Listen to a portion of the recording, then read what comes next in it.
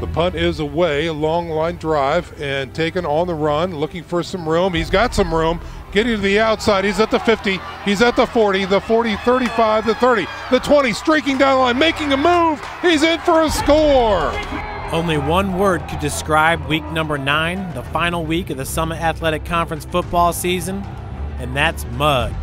Each of the favorited teams won their games in the mud, with the Saints and their 18 seniors claiming the SAC victory bell outright in the muddiest of all muds. The Kelly Automotive Group is proud to sponsor the Summit City Sports Top 10 Players of the Week.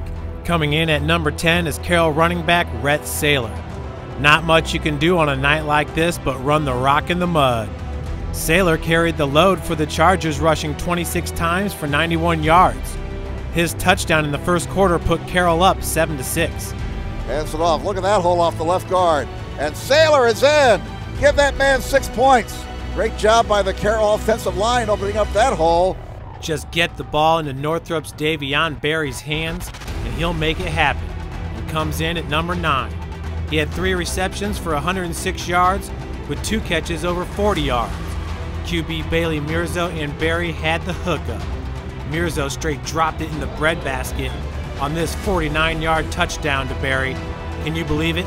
In the mud. Tremendous work, Davion Berry. Bailey Mirzo to Davion Berry. Seen that so many times throughout this season. And mark them up 6 for the Bruins. They tie it up. Can't keep Concordia's Amir Drew off this list. He comes in at number 8, putting in work week in and week out. On the season, Drew ranks 4th in the SAC with 769 yards rushing for an average of 4.2 yards per carry.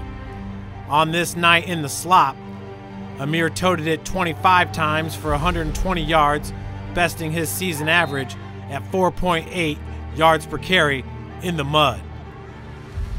And at number 7 is one of the best athletes in Northeast Indiana. It's Homestead quarterback Jake Archibald. Sparty was up 2-0 in the second quarter. What? Then Archibald's QB sneak gave Homestead its first touchdown. Jake rushed 12 times for 160 yards. His second TD is what I'm talking about. Speed and power for the junior, and this 30-yard score in the mud.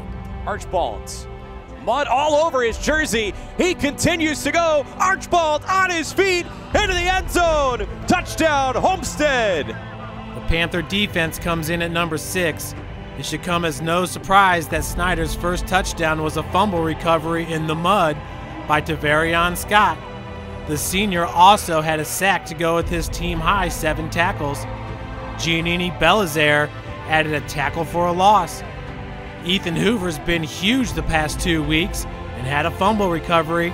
Was he down? It's a turnover. Wow, it is a turnover. Snyder takes the ball away from Dippold, and it's now Snyder ball. And Tavian Rucklos got an interception in the 33-14 win over Lures. The law firm of Young and Young come in at number 5.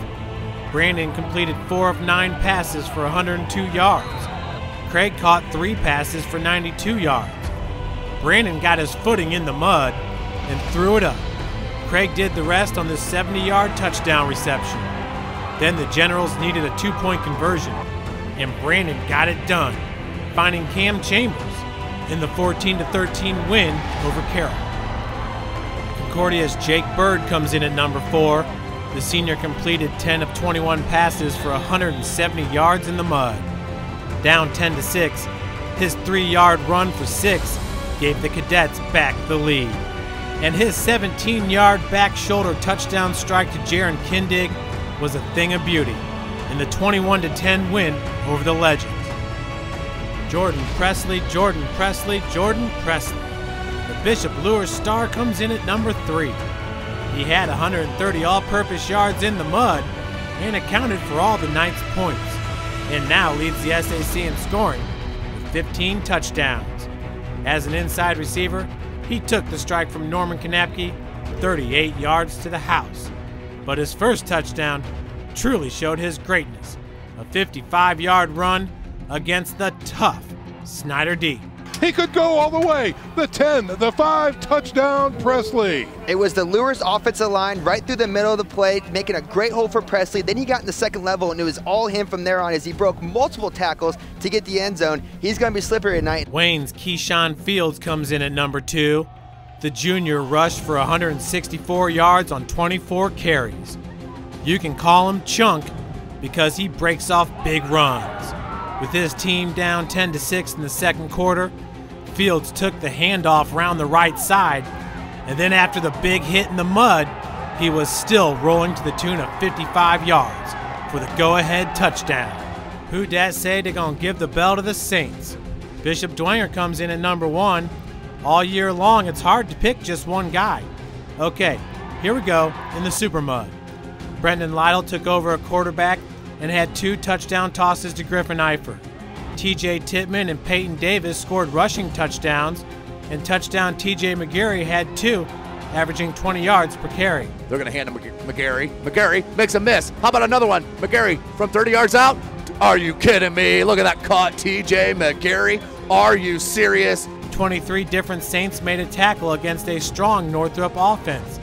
Big Joe Tittman, will he be our SAC Player of the Year? Had a fumble recovery. Sam Obergfell, Howie Steele, and Connor Chrisman all had interceptions. I'm out of breath, but we'll catch you in the playoffs. Once Berry near side and picked. Underthrew it and picked off.